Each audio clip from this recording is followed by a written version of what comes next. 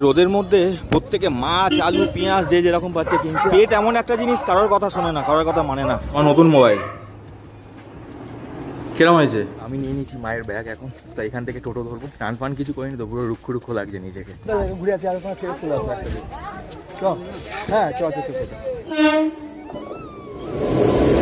চলো এখন মাসিকে এখান থেকে ট্রেনে তুলে দেবো। দাদাকে বললাম যেতে, দাদা বলছি যাবো না, যেহেতু আমি যাচ্ছি।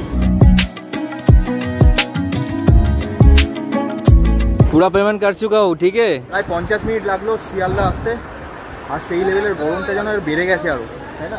গাইস ফাইনালি ট্রেন ঢুকছে, তিস্তা তোরসা এক্সপ্রেস। এটা ছাড়বে 3টের সময়, আর এখন বাজে 2:35, তাই না? হ্যাঁ, মানে টিকিটটা কেটেছো ঠিকভাবে। আজ যখন ব্যাঙ্গালোর থেকে এসেছিলাম তখনই এই দূরপাল্লা ট্রেনে উঠেছি। বাইকে শুভ যাত্রা জানানো হচ্ছে। পুরো ব্র্যান্ড আছে, সবকটা ব্র্যান্ডের পোস্টার এখানে তোমরা পেয়ে যাবে। এর মধ্যে একটু কষ্টও আছে, সবকিছু মিলিয়ে মিশেই তো জীবন আমাদের। হ্যাঁ টাটা, সাবধানে যা, ফোন করবি গিয়ে। মাম্পু সবাইকে গুড মর্নিং বলো, গুড মর্নিং বলো। এইভাবে গুড মর্নিং বলি। তো ভাই সবাইকে গুড মর্নিং। আজকে কিন্তু সলিড একটা ঘুম দিয়েছি, প্রায় 15 দিন পর যেহেতু আমি ছুটি পেয়েছি, তার জন্য আজকে প্রায় 10:30 বাজে। এখন এই জাস্ট ঘুম থেকে উঠে হাত মুখ ধুয়ে ফ্রেশ হয়ে আসলাম। বোন এখানে অলরেডি চা নিয়ে চলে এসছে আমার জন্য, তো এখন এই চাটাকে খাবো। দেখতে দেখতে সেই দিনটা চলে আসলো। মা এখন হচ্ছে পুজো দিচ্ছে, তারপরে 12:30 ট্রেনটা ধরবে, তারপরে সোজা শিয়ালদা। আর মাকে হচ্ছে আমায় ছাড়তে যেতে হবে। আড়াইপুর থেকে হচ্ছে মেজো মাসি আসবে, ব্যারাকপুর থেকে হচ্ছে সেজো মাসি আসবে। এই 3 বোনের 3 জনে মিট আপ করবে হচ্ছে শিয়ালদা স্টেশনে। তো আমাকে এখন এখান থেকে এনাদের দুজনকে ছাড়তে যেতে হবে আজকে। তার আগে হচ্ছে আমি চাটা খেয়ে নিই, তারপরে কিছু কাজ বাকি আছে আমার। খেয়ে নে না, তুই চুপচাপ খেয়ে নাও। তোমার ফোনে কালকে চার্জ দিচ্ছিলাম আমি, এখন দিয়ে দে তো। দিয়া যা। বাইরে আজকে সেই লেভেলের রোদ্দুর দিয়ে দিয়েছে পুরো। মাকে একবারে ছেড়ে দিয়ে আসবো, তারপরে বাড়িতে এসে স্নান করবো, কারণ স্নান ফান করে যদি আমি যাই পুরো ঘেমে স্নান হয়ে যাবো আমি। হ্যাঁ টাটা, এই দেখ টাটা, চলে যাচ্ছি আমি। ওকে আমি চলে গেলাম, টাটা টাটা।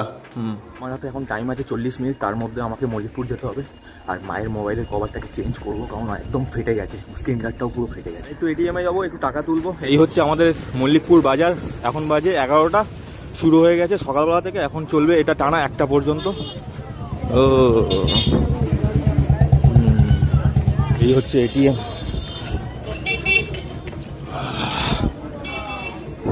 তাহলে এসির মেশিন কাজ করছে না,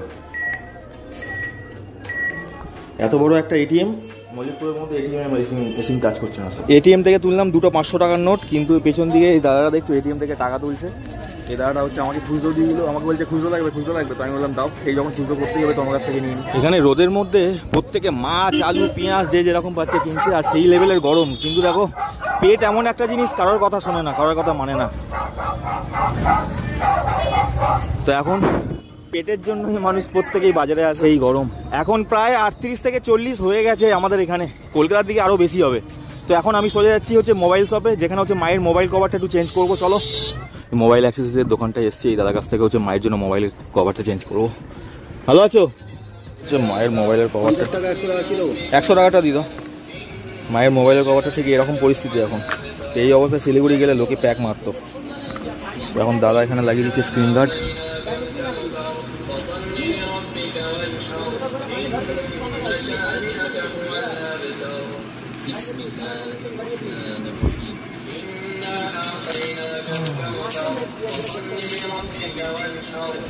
জবে থেকে কেনা হয়েছে, ফার্স্ট টাইম চেঞ্জ হচ্ছে 2 বছর পর। মায়ের মোবাইল পুরো একদম কমপ্লিট ঝাকাস নতুন হয়ে গেছে, তো বাড়িতে গিয়ে দেখাবো তোমাদেরকে সেটা। এসির মধ্যে থেকে থেকে এমন হয়ে গেছে তো, সালা বাইরে বেরিয়েছি আধ ঘন্টার জন্য, পুরো একদম ছেঁচে ব্রাশ হয়ে গেছে।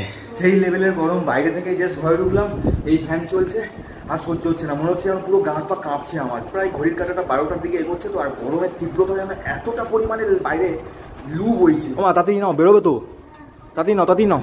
আমার খেতে লাগবে না, তুমি খেয়ে বেরোবে তো। তো ট্রেনের মধ্যে তোমরা ভাত খাবে নাকি? হ্যাঁ পাগল আছো নাকি?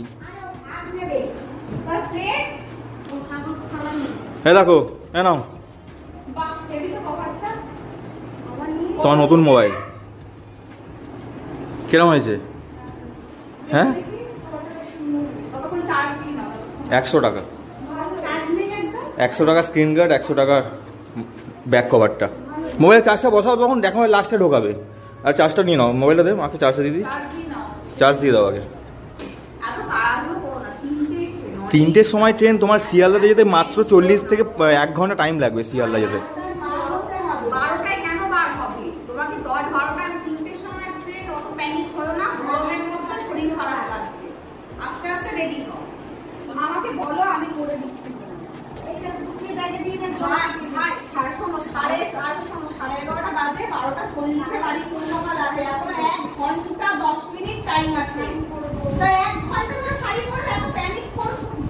তুমি আবার এখান থেকে বারাইপুর যাবে?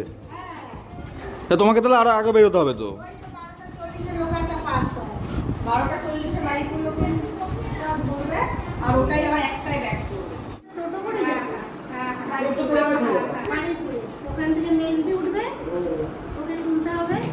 এ এখনো বুঝতে পারিনি, বুঝলে তো কি হচ্ছে না হচ্ছে, টের পাইনি। এখান থেকে টোটো ধরবো, ধরে যাবো বারাইপুর, ওখান থেকে টিকিট কাটবো। কারণ আমি যদি এখান থেকে টিকিট কাটি মল্লিকপুর থেকে বারাইপুর, আমার এখান থেকে অসুবিধা হয়ে যাবে, সেটা কাটা যায় না, আবার ওখান থেকে টিকিট কাটতে হবে। তো তার জন্য সোজা যাচ্ছি টোটো করে বারাইপুর, ওখান থেকে টিকিট কেটে মাসিকে পিক আপ করে ডাইরেক্ট শিয়ালদা।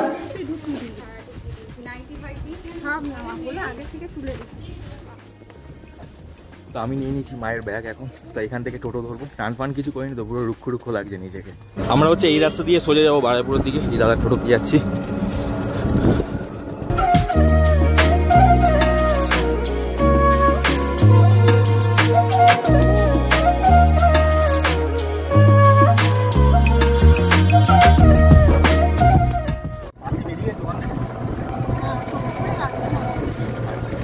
সেই গরম বাইরে। হ্যাঁ ডিমের তরকারি করে রাখবে, আর আমি ছোলার ডাল করে রেখেছি। হ্যাঁ আর ভাতটা ফুটে গেলে হ্যাঁ অফ করে দিবি, ঠিক আছে? তাড়াতাড়ি হয়ে যাবে। মাছ দিয়ে 2 দিন হয়ে যাবে আমার খাওয়া। ফাইনালি বারাইপুর চলে এসেছি। এখন এখান থেকে দাদা নামিয়ে দেবে, সোজা যাবো টিকিট কাউন্টার, ওখান থেকে টিকিট কাটবো। তো এটা হচ্ছে সেই বারাইপুর, এখান থেকে সোজা যাচ্ছি টিকিট কাটতে। এখন মা হচ্ছে এগিয়ে যাচ্ছে। তো এখানে দাদা আসছে ওই লাল গেঞ্জি পরে সোজা। মাসি কোথায়? হ্যাঁ বাদাম নেবে, টিকিট কাটা হয়ে গেছে মাসি। দাদা এখন এখান থেকে বাদাম নিচ্ছে।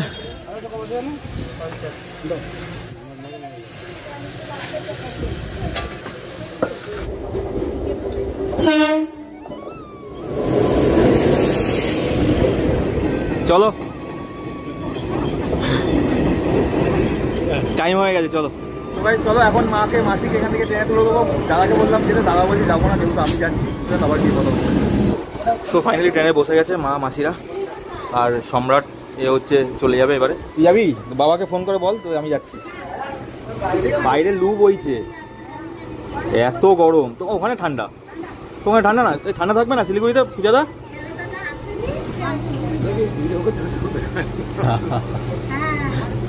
এই হচ্ছে আমার বর্দা। টাটা। ওকে ওকে ওকে।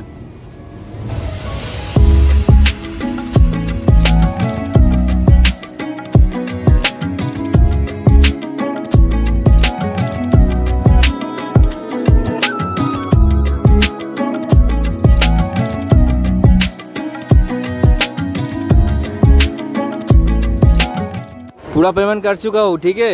ब्लॉग में आओगे तुम। তো আমি আর বোন এখন এখান থেকে নিলাম, এখান থেকে কিছু ফুড নিলাম, এখান থেকে কিছু কেক নিলাম, আর মা আর মাসিরা হচ্ছে চলে গেছে সামনের দিকে।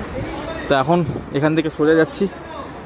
প্রায় 50 মিনিট লাগলো শিয়ালদা আসতে, আর সেই লেভেলের গরমটা যেন বেড়ে গেছে আরও, তাই না? 9 নম্বর প্ল্যাটফর্মে হচ্ছে আমাদের ট্রেন ঢুকবে। তো এখন ট্রেনটা আসা পর্যন্ত আমাদের ওয়েট করতে হবে। আপাতত স্টেশন ফাঁকা এখানে।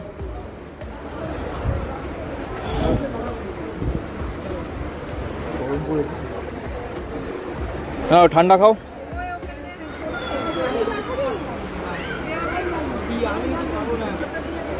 যে অল্প করে খেয়ে নে।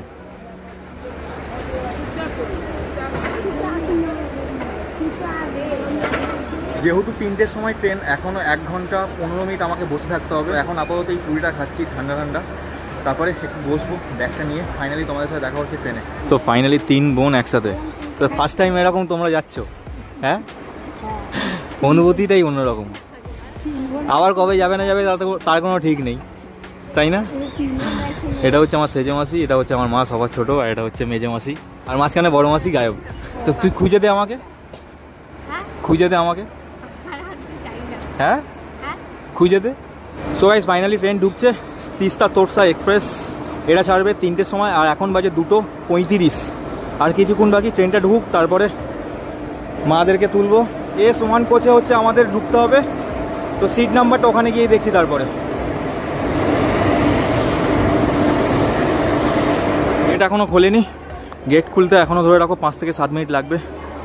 তো ওটা হচ্ছে কোচ S1, 33 থেকে 40-এর মধ্যে হচ্ছে মাসিদের সিট নাম্বার। সিটটা কিন্তু খুব ভালো জায়গায় পড়েছে, জানিস তো, এরকম এল প্যাটার্ন হয়ে গেছে, তাই না? হ্যাঁ, মানে টিকিটটা কেটেছো ঠিকভাবে।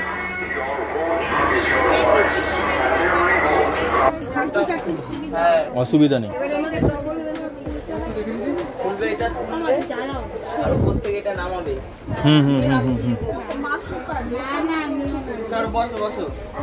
গরম তো সেই।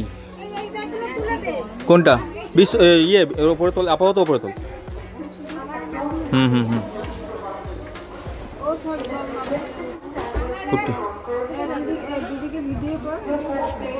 পূজা দাদাকে একটা ফোন করো, ফোন করে বলো ট্রেনে উঠে গেছি।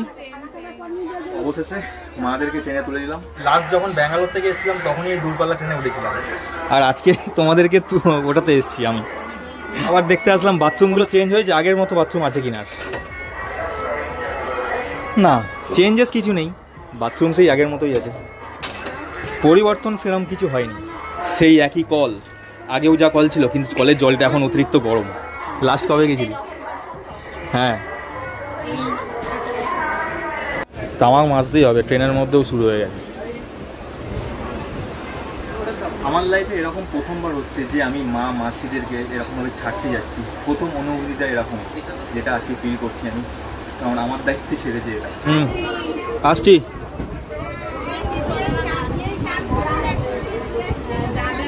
ঠিক আছে, সাবধানে যাও। যখন নামবে 1:30টার সময় অ্যালার্ম দেওয়া আছে, 1:30টার সময় নামবে, তার আগে ফোন করবে ওদেরকে, যাতে ওদের টাইম লাগবে ওখান থেকে মিনিমাম 25 মিনিট 30 মিনিট টাইম লাগবে, তারপরে ওরা আসবে। সেই জন্য আগে থেকে বলে রাখলাম, 1:30টায় অ্যালার্ম দেওয়া আছে। ওকে, চলো। সো গাইস চলো, এখন নামছি ট্রেন থেকে। ট্রেনের টাইম হয়ে গেছে, আর 2 মিনিট বাকি। চল চলো, টাটা।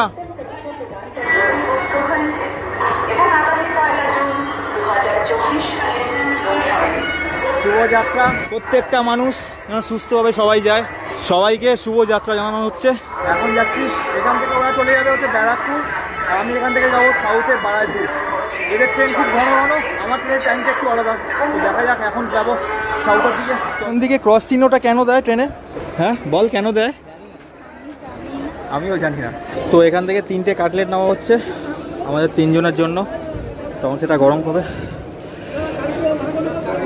খেতে বললে খেতে চায় না, খিদে তো আমারও পেয়েছে, আমি তো একা খেতে পারবো না। যা তাহলে, টাটা। ফোন করবি গিয়ে, আর মাকে ফোন করবি। ঠিক আছে, টাটা। এখন আমার সেই মাথা ফাটা পড়ছে পুরো, যতক্ষণ না বাইরে গিয়ে স্নান ফান করতে পারছি ভালো লাগছে না কিছু। আমাদেরকে আমি দেখানোর জন্য বাইরের দিকে আসলাম। শিয়ালদাটাকে ঠিক এরকম লাগছে, যতগুলো ব্র্যান্ড আছে সবকটা ব্র্যান্ডের পোস্টার এখানে তোমরা পেয়ে যাবে। তো এটা দেখানোর জন্য এখানে আসলাম বাইরের দিকে। আর 3:24 বাজে, এটা হচ্ছে ডায়মন্ড, এটা ধরবো আমি এখন। 4:19 এখন বাজে, আর এখন বাড়ির দিকে যাচ্ছি। গরমটা একটু কম আছে এখন, যেহেতু বিকেল হয়ে গেছে, আর রোদ্দুরটা এখন নেই অতটা, তবুও গা হাত পা জ্বালা করছে। গিয়ে স্নান ফান করবো, কান ফান থেকে যেমন একদম আগুন বেরোচ্ছে। এখন সবে খাওয়া দাওয়া কমপ্লিট করলাম, পাক্কা 6:30টার সময়। 3 ঘন্টা রোদের মধ্যে থাকার জন্য বাড়িতে যখন ঢুকলাম না, শরীর কাঁপছিল আমার, সাথে এত পরিমাণে মাথা যন্ত্রণা করছিল, মনে হচ্ছিল যেন চুলগুলোকে ছিঁড়ে ফেলে দিই আমি। তো আর খাওয়া দাওয়া কিছু করিনি, তখন আমি ঘরে ঢুকলাম, এসে হাত পা দিয়ে সোজা বডি ফেলে দিয়েছি বিছানায়। আম্মাম কোথায়? নিয়ে আসবি না ওকে? এই তো তলায়। বোন তো চলে যাচ্ছে, বাড়িটা পুরো ফাঁকা হয়ে যাবে, আর আমি পুরো বাড়িতে একা হয়ে যাব। কাল থেকে আগামী 9 দিন পুরো আমাকে বাড়ির মধ্যে একা থাকতে হবে। পুরো কিংবা কদন্তি ভূতের মতো হয়ে গেছি আমি এখন। মনের মধ্যে একটু খুশিও আছে, মনের মধ্যে একটু কষ্টও আছে, সব কিছু মিলিয়ে মিশেই তো জীবন আমাদের। এই যে মা গেল, এটা মনের মধ্যে থেকে আমারও একটা খুব খুশি, মায়েরও খুব খুশি। বোন 2 দিন আগে এসেছিল, সেটাও একটা আনন্দ হয়েছিল। এখন চলে যাচ্ছে, এটাও একটা কষ্ট মনের মধ্যে। মা আমার সাথে ছিল, একটা আনন্দ লাগছিল। এখন তোকে আগামী 9 দিন আমি একা, এটাও আমার মনের মধ্যে একটা কষ্ট। তার মধ্যে রয়েছে তো মানসিক চাপ। এটা তো লেগেই রয়েছে, আগামী জীবনেও লেগে থাকবে। তো সব কিছু মানিয়ে নিয়ে চলতে হচ্ছে জীবনে, এটাই তো জীবন। আর আশা করি গাইস তোমাদের আজকের ভিডিওটা ভালো লেগেছে। আর পাচ্ছি না, এখানেই স্টপ করলাম। তোমাদের যদি ভালো লেগে থাকে তাহলে প্লিজ লাইক কমেন্ট শেয়ার করে দিও, সাবস্ক্রাইব করো, সাপোর্ট করো, পাশে থেকো, দয়া করে পাশে থেকো। আজকের মতো শুভরাত্রি, গুড নাইট, সবাই ভালো থেকো, সবাই সুস্থ থেকো। দেখা হচ্ছে নেক্সট ব্লগে। হ্যাঁ মু, টাটা। থাকবি না? হ্যাঁ, কালকে যাবি? ওই থেকে যা। থাকবি? থাকবে? থাকবে না? বাবা খুব ভালো। তো মাতু দিদিকে টাটা বলে দাও। হ্যাঁ, এবার আমাকে টাটা বল একটু। যাচ্ছি মামানকে টাটা বলে দাও, আমি দিয়ে আসি। টাটা করে দাও, আসছি দিদা। টাটা। হ্যাঁ টাটা, সাবধানে যা, ফোন করবি গিয়ে।